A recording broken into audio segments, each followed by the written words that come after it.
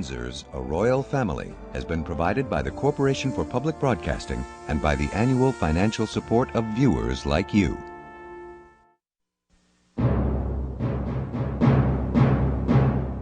Like Windsor Castle, the family which took its name seemed ancient, imperishable.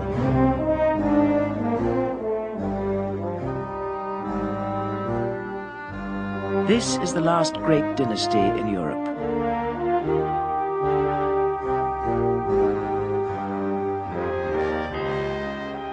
Its rituals date back 1,000 years to the Saxon kings. There is an element of magic that binds the British to their monarchy. And a strong element of calculation. One of the ways in which the British monarchy has survived has been its capacity to reinvent itself from one generation to another, and has been the capacity of the British people to see in the monarchy itself as an institution different things at different times which have resonated with their ordinary lives and hopes and expectations. The royal family provides the British with a soap opera of sovereigns. One of the functions of the royal family in the minds of people is to be the continuing story of patent place. Birth, death, marriages. And of course, in that story, there is always somebody who's not actually behaving as they should be, or the dark princess, if you like. The story goes on. It is a story of powerful women and of men forced to wait a lifetime for the throne.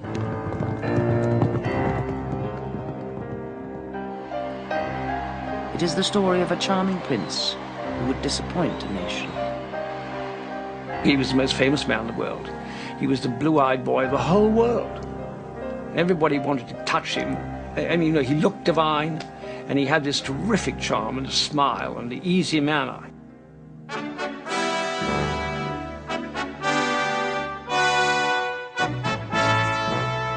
A charming prince who became king and was himself disappointed. It was very a painful moment, and I had to say, I'm afraid, sir, she is not going to have the privilege of being Royal Highness. And perhaps I shouldn't say it, it's too intimate. His Royal Highness burst into tears on my shoulder. My first word. It is the story of a king painfully shy, who became a symbol of World War II patriotism. A story of dedication and service. There is a motto which has been borne by many of my ancestors, a noble motto: I serve. I declare before you all that my whole life, whether it be long or short, shall be devoted to your service and to the service of our great imperial family to which we all belong. A story of a new generation of royals. She hadn't had love affairs, and she was very beautiful, and she came from a very good home. And I did say to my son-in-law, her father, I did say, it's the first time the Queen of England's ever been chosen by a referendum, because he really was. A new generation that promised to be less stuffy and more with it. All these men around here. Love you! I'll see you later. I thought she was a splendid girl, but I think basically unsuited to the task of being a royal princess. Fairy tales, even when they go wrong, are a wonderful copy. Oh, God. Sometimes I need you several times a week. So do I. I need you all the week, all the time. To all, to each, a happy Christmas. God bless you. It is the story of the royal family's clever use of the media. Perhaps never before has a newsreel camera captured such charming informal close-ups of almost every member of our royal family.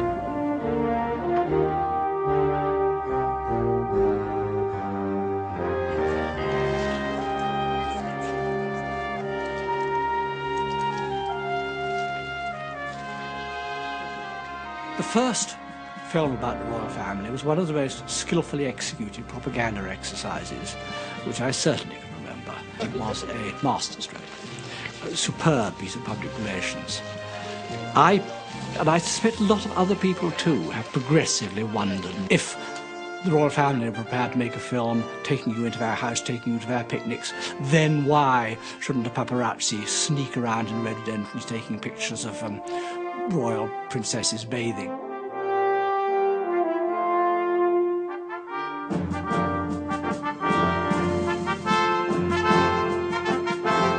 I think it is the Queen that one's so desperately sorry for. It's difficult for her to understand somebody who doesn't have a sense of duty.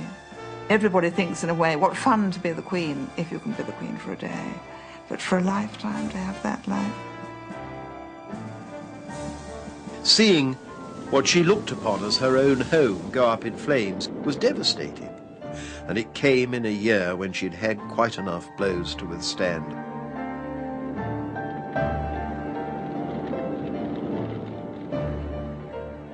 The Windsors is the story of a royal family.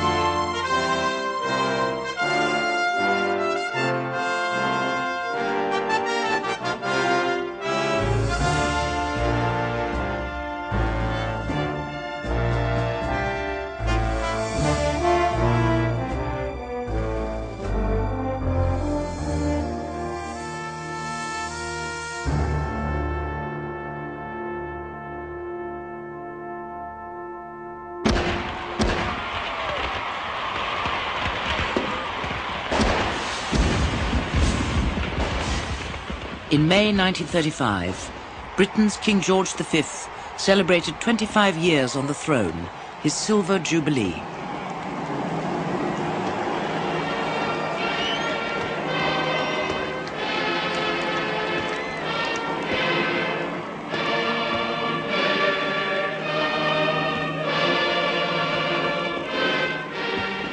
How can I express what is in my heart?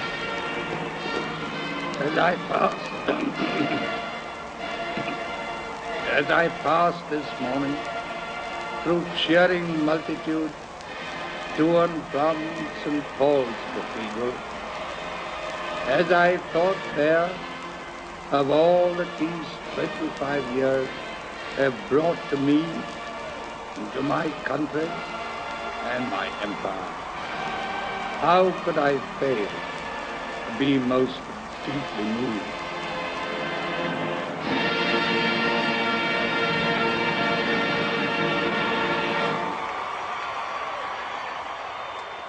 I will remember it all my life because it was such an exciting day.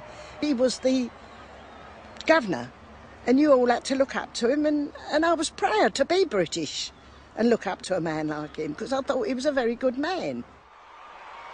They look this way with a little wave and that way with a little wave. You get something in your inside when you see them.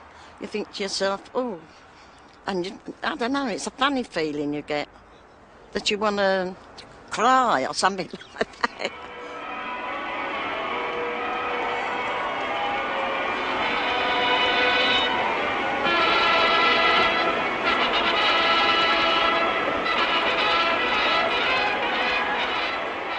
Royalty was somebody very much aloof from us in those days. There was no intimate talk about them like there is today, which is a terrible mistake.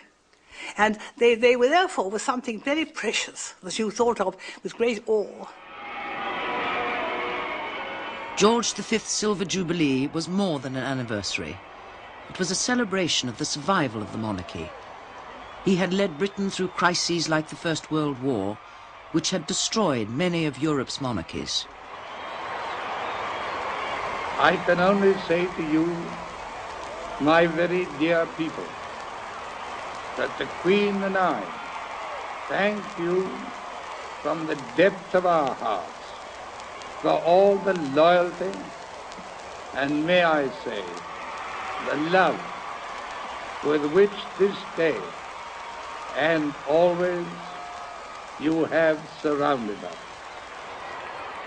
I suppose that as King and Queen, they had a knack of getting things right, setting standards of public behavior, of visible behavior, of, as I say, getting things right. It's a very, very important knack, and I don't think it's mostly due to luck. George V had become a symbol of everything British. He was the father of the House of Windsor.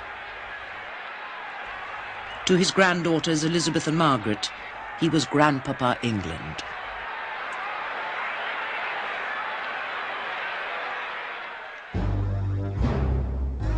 George V was the son of Edward VII and Queen Alexandra.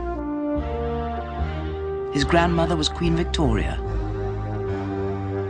Queen Victoria's children and grandchildren married into most of the royal families of Europe. One of George V's cousins was the Tsar of Russia. Another was the Kaiser of Germany. These foreign links were to haunt him throughout his life.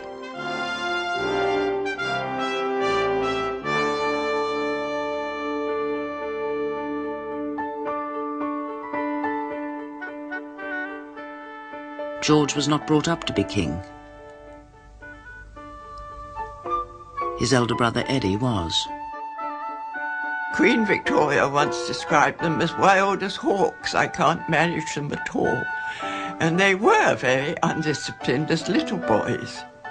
They had a tutor, and he taught them how to shoot with bow and arrow. And he would run through the woods at Sandringham, pretending to be a deer, and they would be allowed to shoot at him. When George was only 12, he was sent away to join the Navy with his brother Prince Eddie. Life aboard ship was rigorous and Spartan, and taught them discipline. George did poorly in his studies, but Eddie was hopeless. And Eddie was heir to the throne.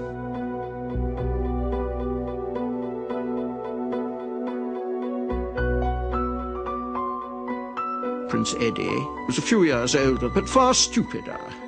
There was a sort of lethargy about him. He didn't always connect, and also his private life had certain shadows over it. Eddie's life had been dogged by sexual scandal. He died suddenly from pneumonia when George was 26. To the private relief of the family, George became heir to the throne. He also inherited Eddie's fiancée, the penniless German Princess Mary of Teck. They were married within months. People have said that that was just a marriage of convenience, but it really wasn't. And I think probably there had been something going on perhaps slightly beforehand.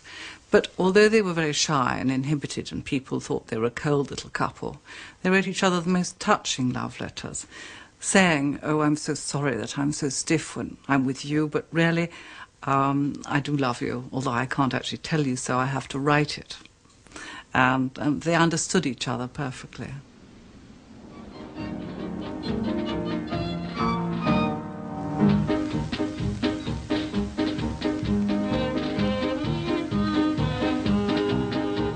In early newsreels, George was seen by his future subjects as leading a blameless and active life. King George V was a sailor king who had spent his life in the Navy and was not an intellectual. Someone wrote about him, "Prince of sportsmen, peerless shot, but happiest aboard his yacht." He really had great talent for doing the ordinary thing. He represented that always that it was good in the British character, like prudence, loyalty, discipline. George's homely virtues would be severely tested. In 1910, he succeeded his father as the King of Great Britain and Ireland and Emperor of India.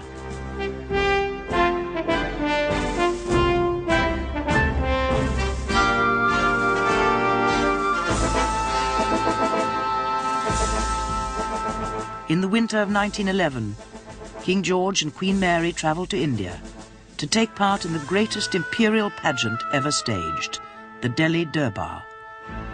The massed millions of India bowed to George V, the King Emperor, ruler of the dominions beyond the seas and symbol of an empire on which the sun never set.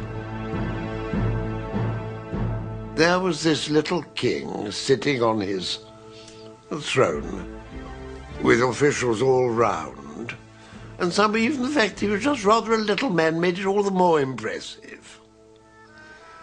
You felt that here was this little man, small as he was, king of it all. Although it looked like an age-old tradition, the Durbar was invented to promote loyalty and specially staged for newsreel cameras.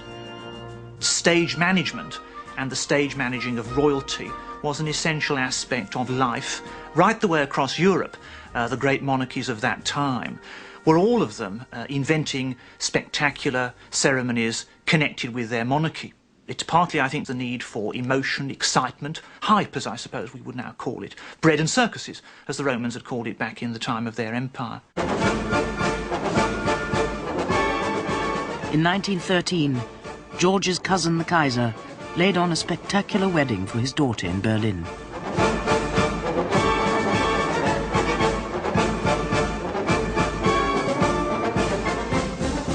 All the European monarchs were invited. It was to be the last time they would meet.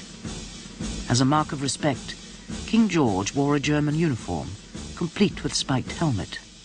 But the displays of friendship concealed long-standing national rivalries. The following year, Britain and Germany were at war.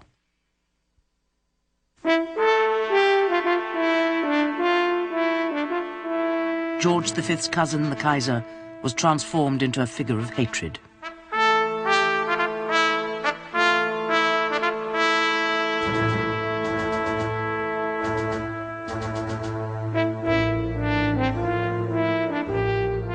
As the king toured the front line to boost morale, anti-German feeling was growing in Britain.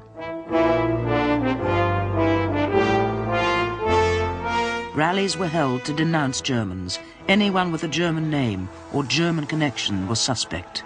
Many were deported or driven from their homes. There were witch hunts and spy scares. They insulted German governesses. They wouldn't listen to German music. They'd even kick dachshunds in the street. They saw spies under every bed. And the press played this hysteria up and made it worse. They attacked my father because of our German name. His father was Britain's top admiral, Prince Louis of Battenberg. He had married a granddaughter of Queen Victoria and had served in the British Navy for 47 years, but he was hounded out of office because of his German name and his German blood. King George was worried. Prince Louis was his cousin. His grandmother, Queen Victoria, was from the German House of Hanover. She had married Prince Albert of Saxe-Coburg-Gotha, another German.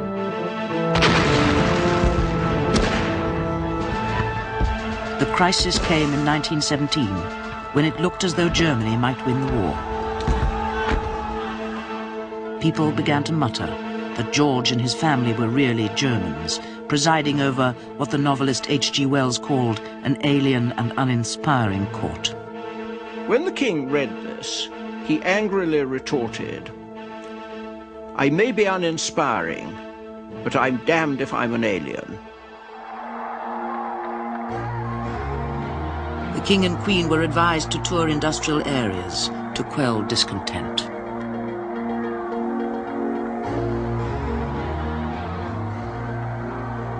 Letters sent to the Prime Minister accused the king of disloyalty. When told of them, observers said he started and grew pale. George V clearly got very worried that people in Britain thought that the monarchy as embodied by him was too Germanic, too European, not sufficiently closely associated with Britain itself. In fact, of course, both George V and his wife, Queen Mary, were almost wholly German, and they were very anxious when there was so much anxiety about Germany in the First World War, to recreate and reinvent the British monarchy as being the British monarchy, not a German monarch who happened to be resident in England. And the easiest way to do this, of course, would be to change their name. So it was then decided to change the name, but nobody quite knew what the name was. I don't think it was a significant question. They knew who they were. They knew everybody else knew who they were. And they knew vaguely they belonged to a certain family or a certain institution. But I didn't think in terms of surnames. No one quite knew what the name was. Probably it was Saxe-Coburg-Gotha. It could have been Saxe-Coburg-Gotha, which was Prince Albert's family name, or it could have been Guelph, which was one of the Hanoverian names, or it could have been Wettin, and then there was an even worse one called Whipper.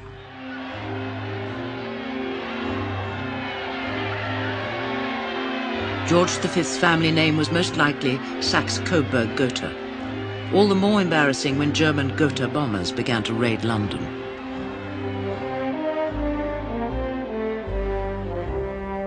The King's private secretary, Lord Stamfordham, suggested a new name for the dynasty. The name of a castle that had symbolized the monarchy for more than 800 years.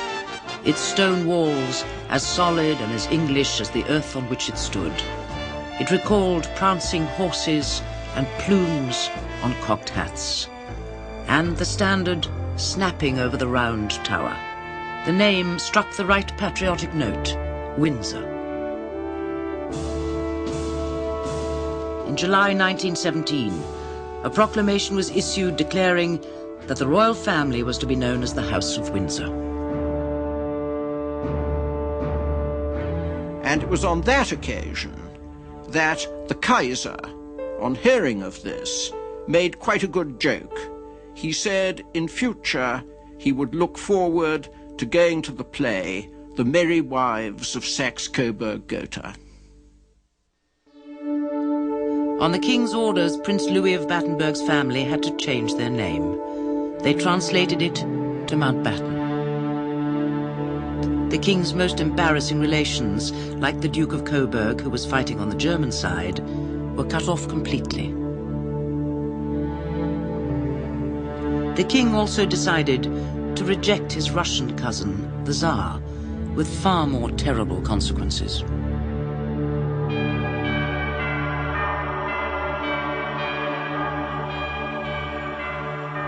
Russia had fought the war on Britain's side, and the two royal families were very close. Forced to abdicate in 1917 after the February Revolution, the Tsar and his family feared for their lives. They naturally turned to Britain for refuge. The King and government agreed to offer them asylum, but the King's private secretary had other ideas.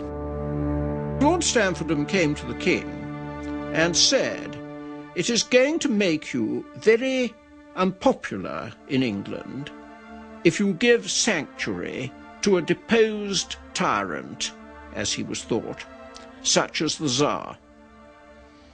All the people who are at present clamouring for a republic in England will use this against you." The King got cold feet, and he instructed Stamfordham to reverse the decision on giving asylum to the Tsar, to tell the Russian government that there were various difficulties, and so we could not accept him. The Tsar and his family were imprisoned for 16 months and then slaughtered.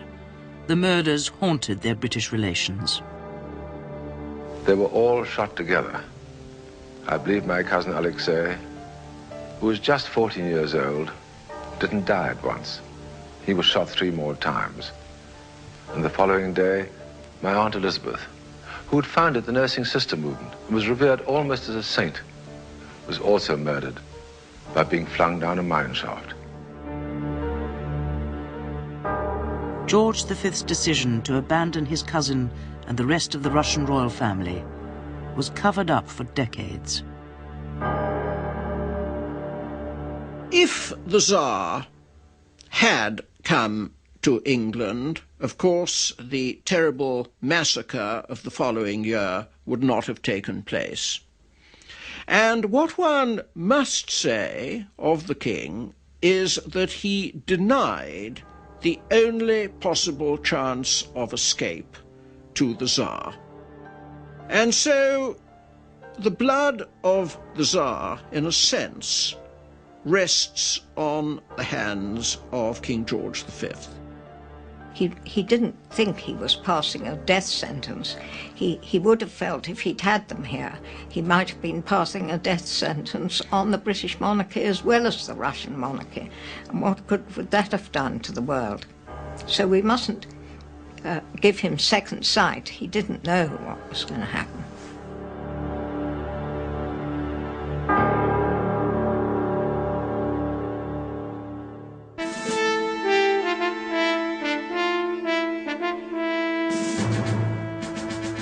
Victory in war did not prevent renewed unrest at home. There were strikes and calls for Russian-style revolution. Troops were called out to keep order.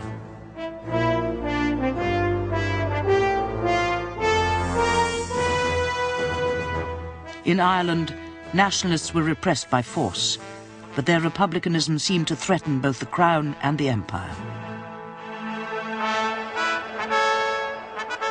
George V used crown and pageantry to strengthen the empire.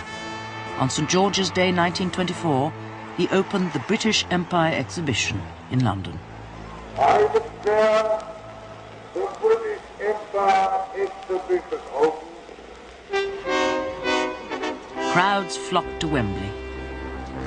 The stadium had been transformed into a magnificent theme park with replicas of buildings and settings from different parts of the empire.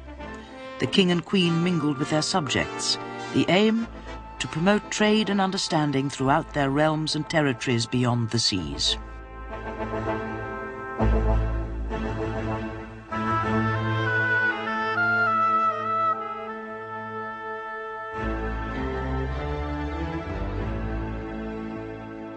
George V was a passionate empire monarch.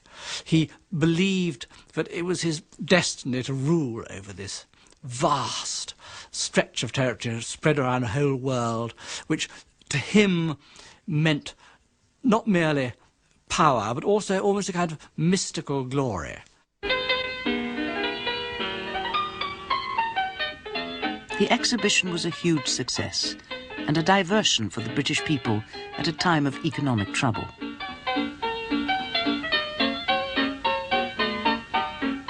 In promoting the empire, the king and queen could improve the domestic image of the House of Windsor in the newsreels.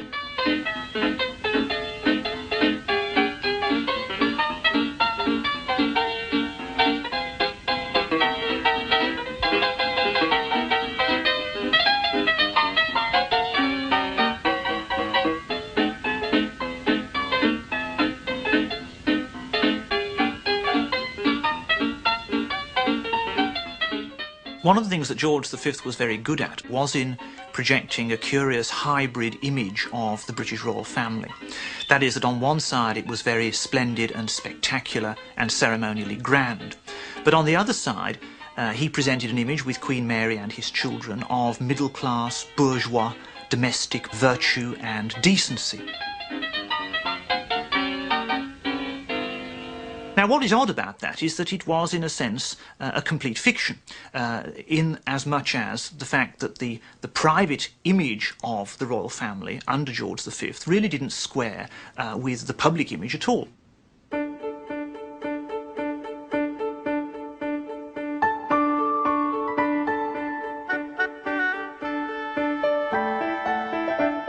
George V had no desire to live like a king. He hated royal palaces.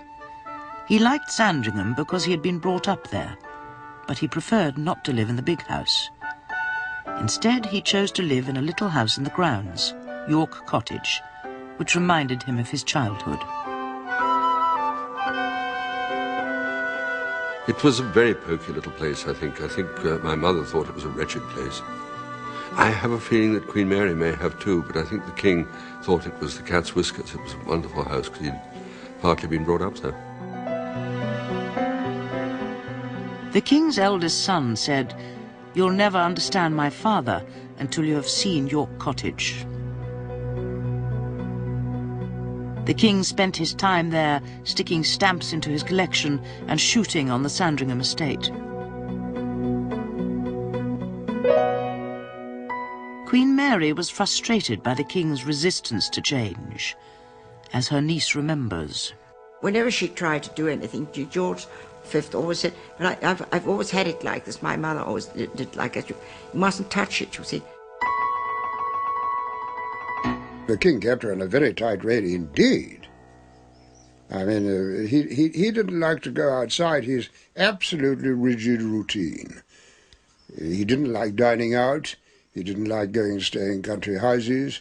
He didn't like going to the theatre, if he could possibly avoid it. And, of course, she did like that sort of thing.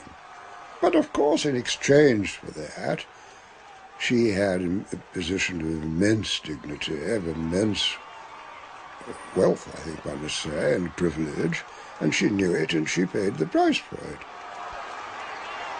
Queen Mary's artistic talents found an unusual outlet. She liked collecting antiques from people who were not always very willing to let her have them. And there were some pretty awful stories about how she would go to your house, admire something, and make it quite clear that she would wish to be given it, and she would stay there till she got it. Awful case, I know, of Lady Hudson, who had some chairs painted by Angelica Kaufmann.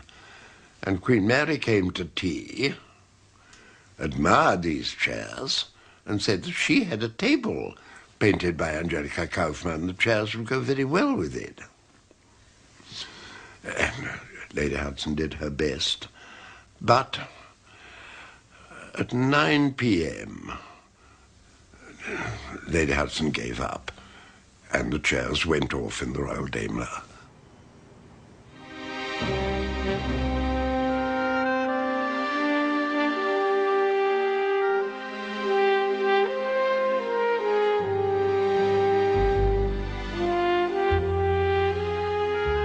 In the winter of 1925, the other great influence in the King's life, his mother, Queen Alexandra, died. Her son's wreath carried a simple message: "To darling mother dear from your devoted children, George and Mary." The King had adored his mother. He would ring up and say, "Mother dear, you must not go to church, you've got a bad cold." And if she did go to church, he would be there too and find the places in her prayer book like she would have done for him for a little boy. The trouble was, she never realized that her children grew up. And when he was in his 20s and in command of a ship, he got a letter from her which ended up with a great big kiss for your lovely little face, darling Georgie.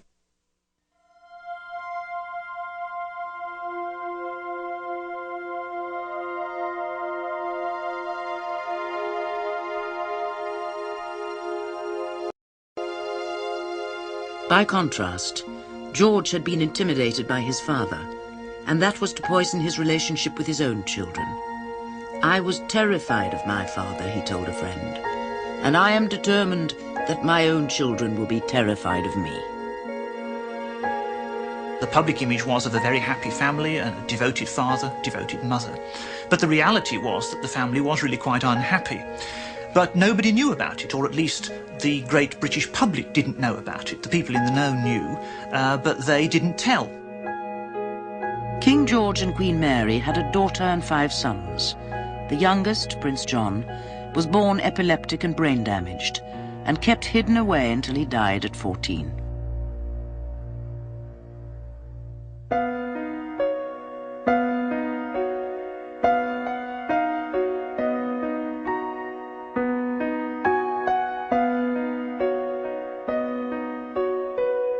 King George based his idea of family life on his own upbringing in the Navy. I was rather alarmed by him as a child, because I think he shouted to everybody, rather like he commanding on a battleship. Well, he was gruff. He had a gruff voice, he had a gruff manner. It wasn't a disagreeable manner, but it was gruff. I think he expected that if he barked, the barked would be heeded, as it were. He had a bristling beard, so that as a grandchild, your ritual kiss wasn't a wholly agreeable affair. I remember one case which shows how, without intending to be at all, King George V could be insensitive and indeed almost cruel. It was after the birth of Prince Henry, and the young Prince Edward was very curious and wanted to know how it happened and how did babies come. And the king, with the best possible intentions, produced a story about how the baby had flown in through the window. And so Prince Edward said, but where are its wings? Oh, they always get chopped off, said the king rather gleefully. And this horrific image of the baby having its wings chopped off haunted poor Prince Edward for months and weeks thereafter. Queen Mary never intervened. She said, I always have to remember that my husband is also my sovereign. When she saw the king trampling insensitively over her children, bullying and forcing them to do things they didn't want to do, her heart bled, but she never actually turned round to her husband and said, look, you simply can't do this, you must treat the children differently. Queen Mary was very buttoned up and very unbending. And she didn't find it easy, I think, to discuss vital things, crucial things, to show warmth, as it were, to people. She just was incapable of what Princess Diana calls hugging. She would never hug anybody spontaneously. Didn't mean she didn't love them, but she didn't know how to express it in a natural way. The effect of George V's martinet treatment of them and their mother's inhibited treatment of them gave them all certain neuroses. The Prince of Wales was practically anorexic when he was a child. He wouldn't eat, he was obsessive about exercising. He had these nervous tics, he was always fiddling with his cuffs or fiddling with his tie. The poor Prince Albert, the second son, developed a tremendous stammer when he was about 7 years old, which was the central nightmare of his life. Naturally left-handed, Bertie was forced by his father to write with his right hand. The king also insisted that he wore splints to correct his knock-knees.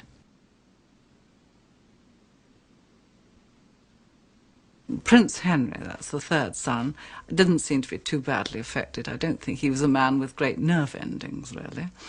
Prince George, the youngest, became very wild when he was a young man. He went into some pretty dashing nightlife and sex life, and at one point he was addicted to drugs. All of them, I think, drank too much when they were young men, mostly in reaction to the very strict life that they led at home. It seems almost incredible that the royal princes could have got away with what they did get away with without being exposed to the full glare of publicity. Today, all their imperfections, their derelictions, their drunkenness, drugging, whatever it might be, would be gleefully exploited in the media and thrust down our throats every morning at breakfast.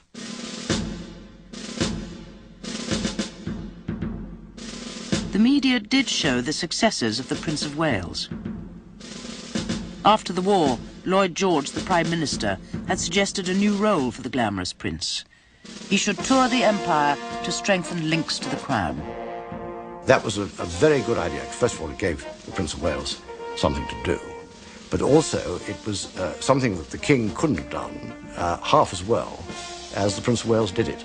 And it set up a great double act, really, between this quite ordinary, decent, but thoroughly kingly man who stayed at home doing his thing and doing it well, and a young Prince of Wales who seemed very much a man of his generation, and also had the extraordinary and very unusual thing, star quality.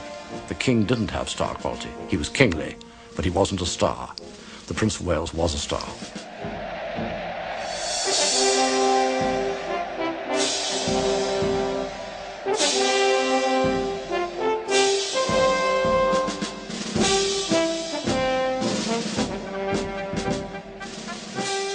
He was wonderful at talking to people in a relaxed way and making them feel $1 million.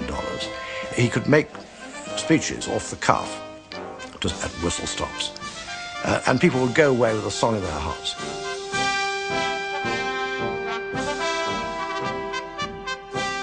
The prince was the first royal superstar, but the glamorous public image was at odds with the grim private reality. The prince was depressed and on the edge of a nervous breakdown. He was lonely and plagued with self-doubt, as a letter to his private secretary Godfrey Thomas reveals. This was a frantic cry for help, written on Christmas Day, almost suicidal, and needless to say, it worried my father absolutely stiff. A sort of hopelessly lost feeling has come over me, and I think I'm going kind of mad. I feel faint at the thought of next year's trip. Christ, how I loathe my job now, and all this press-puffed empty success. I feel I'm through with it, and long to die. I tell you as my greatest friend and the one man I can trust and who really understands me. I do feel such a bloody little shit.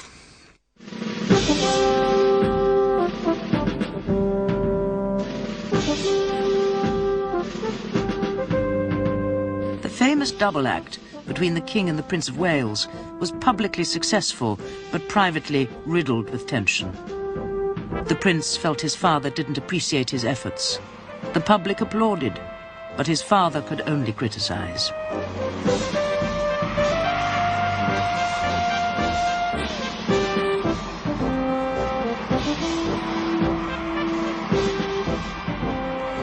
Things which King George V said to his courtiers show that he genuinely thought that the Prince of Wales had made a marvellous job of, for instance, his trip to Australia, in which he'd been mobbed with the most hysterical scenes. But all he said to the Prince of Wales was, I noticed that you were wearing the wrong spurs with the wrong set of boots, or that you really ought not to be seen smoking in public, or it was all the silly little criticisms. The king was dismayed by his son's headstrong ways and restless desire for change. The deepest differences were over the prince's love affairs with a series of married women, like Frida Dudley Ward, which stopped him making a suitable marriage. Most of the prince's circle were getting married, but he only appeared at weddings as best man. When his friend Louis Mountbatten married, Mountbatten was still suffering from his father's recent death. The prince came in to comfort him and said, but I envy you being able to weep for your father. If my father died, I'd be glad.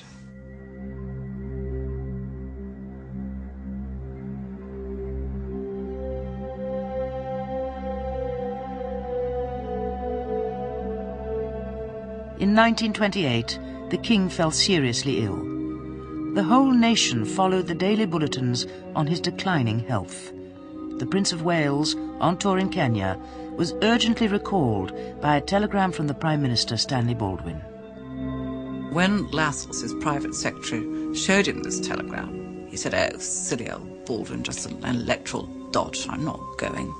So Lascelles got furious and he said, Sir, the King of England is dying, and if that doesn't matter to you, it certainly matters to us. And the Prince of Wales simply shrugged his shoulders and gave him a look and went out and went on with his plans for seducing the wife of a local colonial official. and was very happy to tell Lascelles that he'd done so next morning.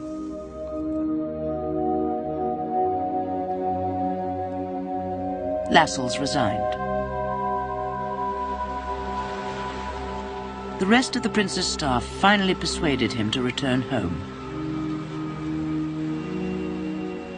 But they were full of foreboding that he was unfit for the throne he would inherit if his father died.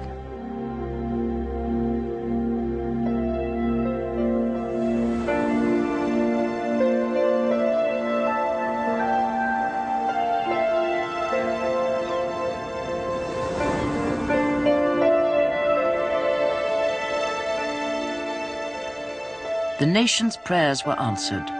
The king's life was spared. He made a slow and painful recovery at Bognor, by the sea, with his granddaughter, Princess Elizabeth. Before the king left, seeking to immortalize the royal link with their town, the Bognor Town Council paid a visit to his private secretary, Lord Stamfordham. He went along to the king's study, and he said, "The town council is here, and they want to call Bognor Regis." And the king, who was rather fussed, preparing to go back to Windsor, said, "Oh, bugger Bognor."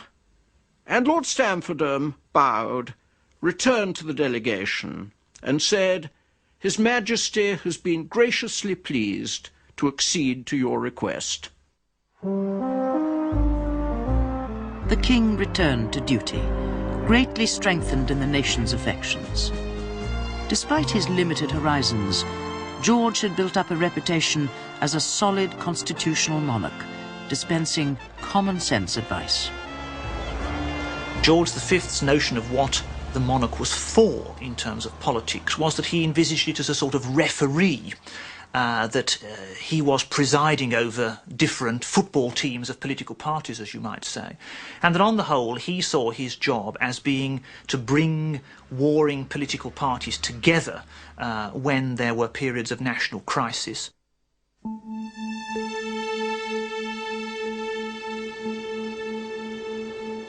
The national crisis came with the Great Economic Depression of 1931. As trade slumped and unemployment rocketed, the Labour government split. The king hated socialism, but found nothing to fear in the Labour governments of Ramsay MacDonald. When MacDonald wanted to resign over the crisis, the king asked him to stay on and lead a national coalition. The royal persuasion worked, leaving MacDonald in a Conservative alliance which his own Labour Party disowned. The king took a very decisive step in that crisis, which was, I think, a disastrous step, although it was perfectly constitutional. Nobody could say it wasn't constitutional. He advised the Prime Minister of the day, Ramsay MacDonald, as he was perfectly entitled to do, to form a national government. He begged him to do so.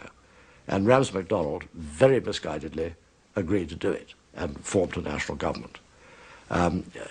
As a result, the country was deprived of an effective opposition for a decade during which it was particularly necessary that the country should have an opposition. Opposition was forced onto the streets when the National Coalition won a landslide election victory. To the unemployed, it looked as though the king had created a royal government, while the depression went on.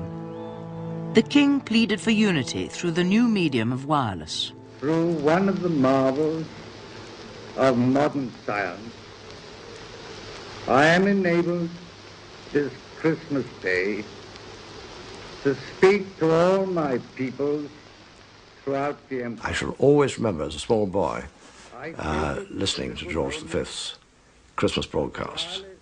His voice was extraordinary because it had a slightly sort of whiskey sort of timbre to it, as you know, it had a gamey timbre to it. It was august, but it was also intimate. He hated doing it, but he was a broadcasting natural. The king's first Christmas broadcast in 1932 instantly created a new royal tradition. And to those who are celebrating this day with their children and their grandchildren, to all, to each, I wish a happy Christmas. God bless you.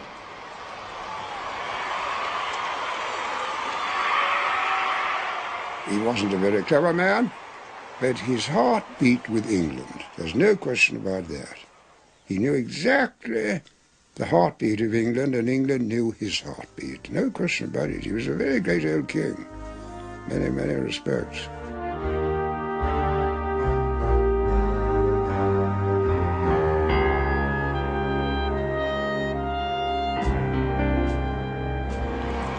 At his Silver Jubilee in 1935, the king was surprised by the degree of public adulation. What the public did not know was that for their beloved king and queen, there was a shadow over the Jubilee celebrations. The Prince of Wales insisted on flaunting his latest love, the twice-married American Wallis Simpson, at the Jubilee Ball. Mrs. Simpson was there. The king and queen didn't know that she was invited. And I remember I was at that ball, and I remember there was a sort of frisson. And one didn't know quite what it was. But what had happened was that Queen Mary said, "Who is this woman?" And the Prince of Wales had left in a temper with her, with Mrs. Simpson. The king's thoughts turned towards his second son, Bertie. His Scottish wife, Elizabeth Bowes-Lyon, was a great support to him and very popular.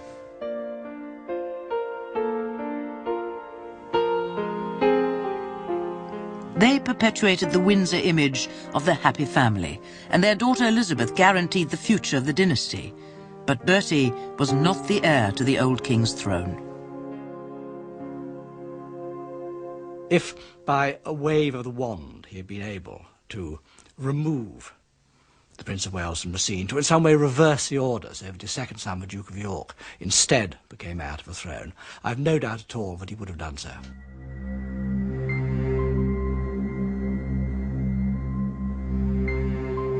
By the end of his Jubilee year, the old king was sinking. His doctor and friend, Lord Dawson, wanted to save the family from stress. The Queen begged him not to prolong the king's suffering. He wrote out on the back of a menu card a bulletin for the BBC. This is London. Following bulletin was issued at 9:25. The king's life is moving peacefully towards its close. We now know that that is not true. That within 2 hours of writing that famous bulletin, Lord Dawson of Penn went to the king's bedroom, picked up 2 syringes. One he loaded with a lethal dose of cocaine, the other with a lethal dose of morphine. And he said to the nurse, "Inject these into the king's jugular vein." The nurse refused, and so Lord Dawson did the job himself. And within an hour or so, the king was dead. Millions listened until after midnight, when the nation heard that the king was dead. Lord Dawson thought the king ought to die before midnight, so that the news of his death could be announced in the Times newspaper the next morning, and not in what he called lesser organs of the afternoon. The Times got its scoop, but the real story of this act of royal euthanasia went unreported for 50 years.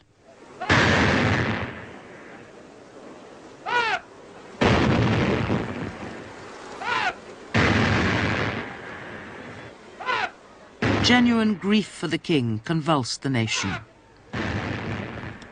Those in the know were worried about the Prince of Wales, now proclaimed king.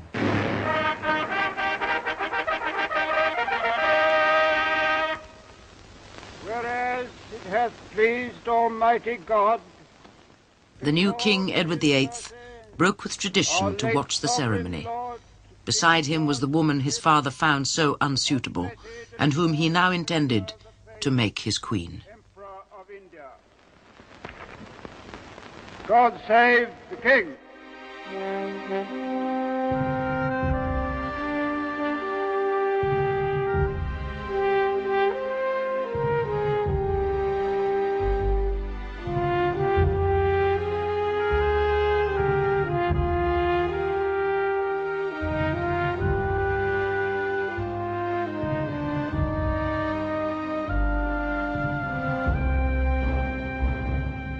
The coming year would confirm the old king's worst fears. It would split the royal family and pit brother against brother.